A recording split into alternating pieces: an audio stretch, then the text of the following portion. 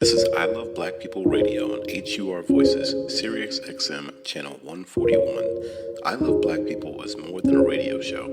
I Love Black People is a call from our ancestors to protect us from racial profiling all across the world. Go to iloveblackpeople.com and become a member today.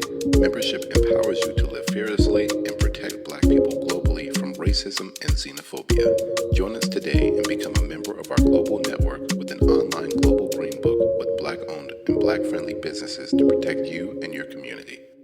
Membership is free, and with you, we will become 10 million strong worldwide. I am because we are. Special thanks to Aflac for supporting I Love Black People Radio. Greetings and welcome to another edition of I Love Black People. And we're just so grateful to have you with us today to really discuss some things that we have planned and are going to be some of the, I think, some very exciting opportunities for everyone to get involved. We definitely appreciate everyone who listens to I Love Black People Radio as we focus on so many of the things that celebrate our community, especially as it relates to technology and business, as well as all the areas of people activity that impact our lives and those issues that we're champion and developing solutions to. As much as we can, we make this an opportunity for us to literally discuss issues, but also discuss solutions. And that brings us today. We're going to be focused on urban gun violence this summer. We're right now in the process of planning a Love and Protect Our Children tour in the DMV area as a starting place. Our focus will be, again, urban gun violence and the fact that our children should not be susceptible to being murdered while they're matriculating through school or in their communities. So, my background, as you know, is engineering. I'm a mechanical engineer. I went to Tuskegee. I went to Howard University, and so much of my circle of friends are also engineers. And one of the things that often gets disconnected is if your background is not in the social sciences or you spent most of your life working in areas that aren't directly related to community impact, that somehow there's not a role to play. And what we see is that we need to create more opportunities for our people to engage, not just, and this engagement does take place. There's so many organizations out there that do so much work to help our community. And I think sometimes what happens is we put that activity in like a box where if you're not someone who's working full time and dealing with issues of homelessness or environmental issues, that maybe you don't have enough or understanding or don't have the skills. Well, again, if our problems were so simple, they would be solved already. And then two, it takes literally, a nation. It takes a nation of people, and I don't mean nation as a geographical location or uh, artificial borders. It takes a collective to make a difference, and that difference is going to come from connecting with the masses of our people. And that connection doesn't have to come through religious or political social means. It can be dealt with from a perspective of technology. So all especially, this is everyone. You could be an accountant, you could be someone who's doing underwater, research. There are ways that we can address key issues that are impacting our community. And we're doing our best at I Love Black People to create those opportunities, utilizing the resources of our community as people, as well as the resources of technology. So with the tour, we're going to be collaborating with the DC government folks that are already doing work in order to give our young people activities throughout the summer. We're looking at kicking things off in June throughout August. So focusing on probably the weekends. We have a bus already, as some of you might know, that we've done other tours. And those tours have actually been across country, even intercontinental bus tour.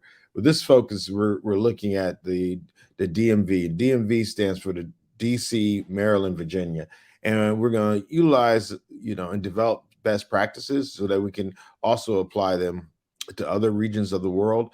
And I say world because DC is a capital region. DC is a capital of the United States. And there are other capitals. There are other capitals that are facing or having issues. And sometimes we look at our issues in a bubble. We think about gun violence, but when you're looking at the Ukraine, when you're looking at what's going on in Sudan or Ethiopia or DRC or in Honduras or Colombia or Venezuela, or what's being done to Cuba, oftentimes we don't look at the perspective of violence and how it's been used to manipulate our community and communities. Even when we talk about terrorism, the thought that your child could be murdered just walking home or at school, these are things that, again, when we talk about terrorism, when you think about Afghanistan, the United States government was bombing and terrorizing Afghanistan. Now, oftentimes we talk about Iraq. Literally, this country was bombed by the United States government. So when we start talking about the use of violence, the sad truth is that one of the biggest purveyors of violence in the world has been the United States. And those of us who pay taxes in the United States, those who are actually actively, supporting this system financially, we have an obligation to our community and to the world to make sure that that financing is done in a way that doesn't harm people, but actually helps people. And to talk about the issue of gun violence and just look at it as a thing that happens to just one community somewhere, I think it's a thing that is often used to make us feel like we have less in common than we do. And the truth is, we probably have more in common than we think, just because we live in different places. These places and borders and contexts that we believe in, a lot of these are fictional. Like, there's no line. I fly. I'm a pilot, and of course, when you go to outer space, you look down at the Earth. There's no borders. There's no divisions. These divisions are all man-made, and those divisions probably weren't put there to help us. They actually were put there to make it's more difficult for the masses of people to move about so they can be controlled by a few people. And I'm saying that in a way to say that, it's easy to get caught up in finger pointing and blaming. What I'm saying is, let's do a good analysis of the source of the problem. We can do it in a very analytical way, whatever, and we don't have to agree on the outcome of that analysis. I think there's more than one way to, I shouldn't say skin a cat, right? I love cats, but there's more than one way to approach the problem. But one of those ways is saying, look, even if the US government and the other governments are involved in doing things that harm the masses, and I say this in a very clear way, the largest exporter of weapons platform is the United States government. And I do think that does hold those that pay taxes to the government of the United States more accountable for the bombs that are dropping throughout the world and the weapon systems that are being used throughout the world than other folks. I think US citizens that pay taxes probably have had more influence on what's going on in Central America, Africa, and the Middle East than the people that sometimes live in those countries, because the actors that are actually perpetrating these humanitarian crises and crimes against humanity are being trained by U.S. government agencies, are being armed with military weapons that have been procured by the U.S. government for the use, as they've been used. That is something these are facts. Now, as it relates to domestically in the United States, the unfortunate part is there's a level of consistency. The people who are making weapons are the same people who make domestic weapons. And when we start seeing the proliferation of these weapons throughout the world, the fact that they are prolific in the United States shouldn't be alarming. It should be clear that if you live by the gun, I mean, I'm using slogans, you might die by the gun. So the issue is something that is global, but to kind of break it down into small pieces, we still need to act locally. So, the work that we're going to be doing this summer with the help of you and as many of the people who are already doing the work. And this is I'm reaching out to those who aren't actively addressing the issue of loving and protecting our children from this gun violence, because there's so many people who are already doing the work. And a lot of times, y'all get exhausted day in and day out. I'm talking about the teachers who are in the school system, and that system itself is problematic. The social workers, the probation officers, they are doing the hard work, and even the police officers. I think so much of the violence that's perpetrated against our communities comes from law enforcement. But in the context of law enforcement, there are those who are literally there trying to make a difference, but with these blue walls of silence and other issues that come up, they need support too from us. We need to make sure that we work with anybody and everyone who's serious about protecting our children in any way that we can. And that's even without a degree or a background in gun violence prevention or whatnot. So this definitely is a way that we should be celebrating those who do it every day. And this is a way this summer that we can get more of us who may not have been directly engaged in dealing with this issue, get them engaged and involved. And it doesn't have to be a way that's, it could be based on your skill set. One of the things that we're working on in my background in blockchain technology and Bitcoin and all these things is, how do we use these technologies to help stop gun violence? And one of the things that has been used and this is still all early stage technology, is with trying to help better track the use of and development of production. And these are supply chains that are often used for transporting and goods throughout the world, and figuring out how, in a decentralized way, using technology, that these transfer of products can be tracked from. And it can be like industries such as car automotive industry, or it could be something like agriculture. When we start talking about from farm to fork, being able to track that to make sure we ensure the integrity of whatever is being developed is what it's supposed to be, or is what it's said to be. There are use cases for blockchain to help make sure that information in a transparent way is actually done. But I think one of the biggest concerns with using said technologies is making sure that people's privacy is being protected. So when we start talking about tracking illegal handguns, let's say as a solution, being able to be clear that there's the tracking of illegal handguns, guns in themselves are something that we don't make in our neighborhoods. Now, again, you could also start talking about illegal 3D printed guns and things of that nature. But let's be clear, that's a very small amount of the guns that are being trafficked illegally. But even if you to talk about that, bullets again, illegally are part of this weapons arsenal being used, and being able to track these bullets that are being used. There's ways that we can leverage current technology. We don't need to use chat, with the GPT and all these chat things. We actually have technology currently that allows us to identify behaviors. They call it big data. Again, people talking about artificial intelligence, but Google and many of these companies, as you already know, use big data where they can actually take activities over a broad set of data points, where they can actually predict the behavior of, like, women who are pregnant. There's women who don't even know they're in their first trimester, but because of their behavior using their phone, they're able to take all those data points and basically use it as a pattern recognition to say, hey, there's a high likelihood this person is pregnant. So they ask you a question: is it a boy or a girl? Have you been feeling sick this morning? These are the things that are being used to get for commercial benefit for folks to sell things to us. Some of those things might be good, some things, but at the end of the day, the motive is definitely profit.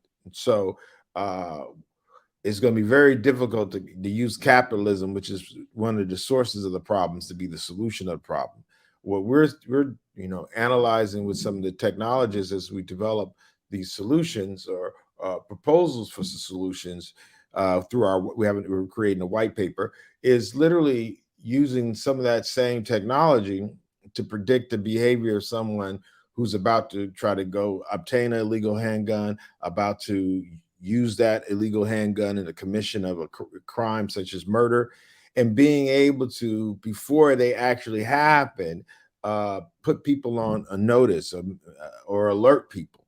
So these are some of the things that we, throughout the summer, we're going to be working on. And some of our findings from the work research that we're going to be doing as far as work in our community this summer, we'll make sure that we make that a part of the Black Blockchain Summit that we host at Howard University the 21st to 23rd of September. So again, it's connecting the dots, leveraging our own brains to solve our own problems. Again, technology is not going to save us. We're going to have to save ourselves. But we shouldn't tie our hands and say we're not going to use technology by vilifying that. Right now, we're using, again, online and digital technology to do streaming of interviews and of episodes of radio shows. And we're using satellite radio to broadcast. So our use of technology is important for our solution, but that salvation is going to come from God and from us. So again, when I hear people talking about AI, there's nothing more intelligent than the spirit of God in us. And we need to make sure that whatever is being done to leverage machine learning or leverage to analyze the issues that we're facing, that we're a part of that analysis and that we're the ones who are creating the systems. And the set of problems that are being solved should be based on an agenda or agendas that we come up. And I say agendas because youth gun crime, young people being murdered, is high on my personal agenda, but it may not be your number one. Your number one might be something else. You might be more afraid of the earth melting, which is this global warming is real. But, for me, seeing our babies being murdered in the street is unacceptable. Like, no matter what the temperature is, we're going to make sure that our children aren't being murdered. So with that being said, those of you who are interested in coming on this journey with us as we leverage the brilliant brains in the room and the listening voices on the show, info at iloveblackpeople.com. If you're interested in volunteering, if you have some ideas on how technology can be used by us as the people to protect our children, to protect our community from illegal gun violence, please, info at iloveblackpeople.com. Also, you can call our offices in DC, 202-558-5143. Again, 202-558-5143. Make sure you, again, leave your information to make sure that if we're not able to answer the call, but we need your support on these things. We're going to be able to use the technology, use the best and brightest, and just be candid. We have so many brilliant people whose ideas and thoughts are being used to build things that don't actually help our community. Well, take some of that time and to devote some of that energy in coming up with solutions. And I say this in a particular way. I think tutoring and doing activities, cleanup projects, and I think there's great work that we all can do that are like small little pieces. We talk about how do you eat the elephant in small bites, but I also think that there are things that we could do that is more commiserate with our skill set and experience set. So if we spent a lifetime, developing and doing huge things, that same brain power, that same analytical power can be used to come up with solutions to the issue of gun violence that we still face in our communities. And it's clear that the ideas or the approaches that the people who love us and care about us have yet to work. So that doesn't mean that there aren't people who are trying to be helpful, but the folks who are trying to kill us are actually maybe being more successful. So that means that we need to do better with leveraging the brains that we have in the room to come up with those solutions. So again, the things that we're planning, we're still in the planning phases. At the same time, we want to know what your thoughts are and how you see as being a key opportunity to help. And we'll try what we try, and if it doesn't work, we'll come back to the drawing board and we'll try again. In the tech space, they call it the lean startup methodology. We just come out with a minimum viable product, that's doesn't necessarily have all the bells and whistles. That would be the maximum viable product. This is the minimum.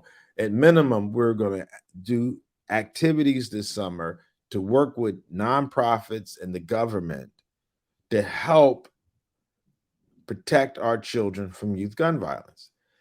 We'll be elevating those particular organizations and government activities.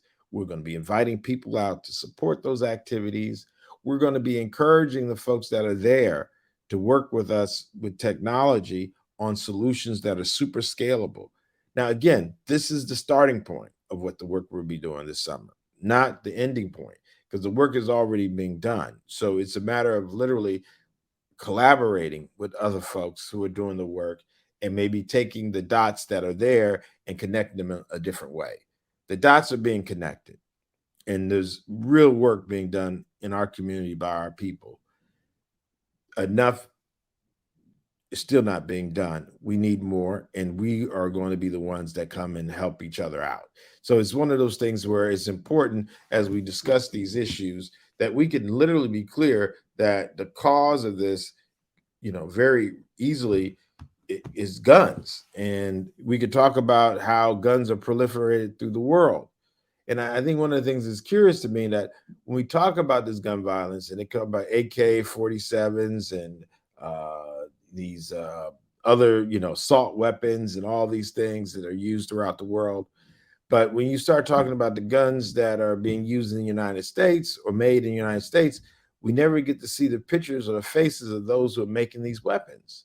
The CEOs, the folks who are on the board of these this is capitalism. These people are making money from selling bullets. If that's the bad guys buying them or the bad people buying it, excuse the gender, but most of the people killing folks are men. But there's women doing it too. So fine, sure, fair enough. But literally, if we have people using these bullets, there's somebody benefiting from selling those bullets and holding those people accountable. There's even, has been discussions about people being able to sue gun manufacturers. And there's been laws that have been passed to protect the gun manufacturers from being sued for selling these weapons, because as long as the weapons are being used for their purpose that they're saying that they can't be sued for. Well, guns kill people, and that's the purpose. So that's a real slippery slope. But the real issue is that these people who are actually behind these guns that are profiting from the sales of these bullets, we never see their faces. We need to do more to expose the folks who are directly benefiting, profiteering from the harm and the maiming of our people and killing of our people in the United States and the world. Those people need to be held accountable, and they can choose to lawfully be in a company that is producing these weapons, but we should make it very difficult that this is really not acceptable. There's a lot of lawful professions that are frowned upon.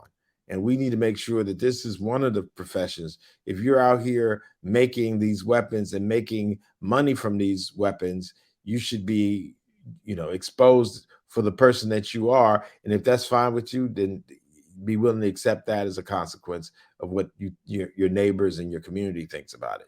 So again, these are all things as we discuss and come up with solutions. Again, this is not attacking people who lawfully carry guns. Again, I'm concealed and carry. There's nothing wrong with people who choose to lawfully, do what they do as far as arming themselves. But let's be candid. The reason why some of us do this is because we know there's an issue that there's illegal gun violence and people are being murdered. If we didn't see that as an issue, there would be no reason to have a conceal and carry permit. And again, I'll go into some of this more later, but even being somebody who's lawfully conceal and carry, it can lead to problems, to issues. I know firsthand. So these are the things that you got to be very concerned about. A society where now citizens are looking to take things in their own hands because these guns are being used and being produced in ways that end up killing our community members. And these are not being done in by the Taliban invading the United States. This is not being done by ISIS invading. This is being done by people who've been living in the United States for hundreds of years. And with that being said, again, make sure you get a chance. You can reach out and be a part of the planning. iloveblackpeople.com is our website. info@iloveblackpeople.com is our email. 202-558-5143 is the telephone number. And thank you so much. And as I always say, I am because we are, because I wouldn't be me without you. Thank you for literally the thousands and thousands of listeners that continue to support our work, and have an awesome week. This is I Love Black People Radio on HUR Voices, Sirius XM, channel 141. I Love Black People is more than a radio show. I Love Black People is a call from our ancestors to protect us from racial profiling all across the world. Go to iloveblackpeople.com and become a member today. Membership empowers you to live fearlessly and protect Black people globally from racism and xenophobia. Join us today and become a member of our global network with an online global green book with Black-owned and Black-friendly businesses to protect you and your community. Membership is free, and with you, we will become 10 million strong worldwide. I am because we are. Special thanks to Aflac for supporting I Love Black People Radio.